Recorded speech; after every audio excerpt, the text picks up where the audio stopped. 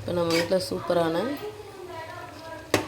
சூப்பரான பாசிப்பருப்பு சிறுபருப்பு போட்ட நமக்கு வந்து பார்த்திங்கன்னா அது பீட்ரூட் கூட்டு ரெடி ஆயிடுச்சுங்க. காரசாரமாக இது இனிப்பாக இருக்கும். நம்ம அது காரக்குழம்பு வச்சுருக்கோம். சூப்பராகவும் இருக்கும். இந்த ரெசிபி வேணால் சொல்லுங்கள், போடுறேன், லிங்க் கொடுக்குறேன். அது போக இந்த பக்கம் பாருங்கள், சூப்பரான நமக்கு கத்திரிக்காய் முருங்கைக்காய் அப்புறம் அவரைக்காய் போட்ட காரக்குழம்பு முட்டை அவிச்சு போட்டிருக்கேங்க.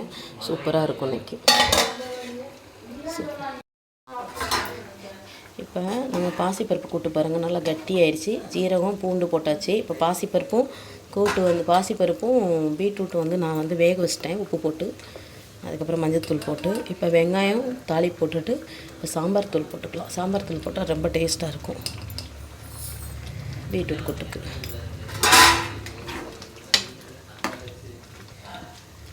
இப்போ ஒரு நிமிஷம் நல்லா கெட்டியாயிடும். சீக்கிரமாக நல்லா இறக்கிட்டு சூப்பரான பாசிப்பருப்பு கூட்டு நம்ம வீட்டில் ரெடி ஆயிடுச்சு. இந்த பக்கம் காரக்குழம்பு ரெடி ஆயிடுச்சு.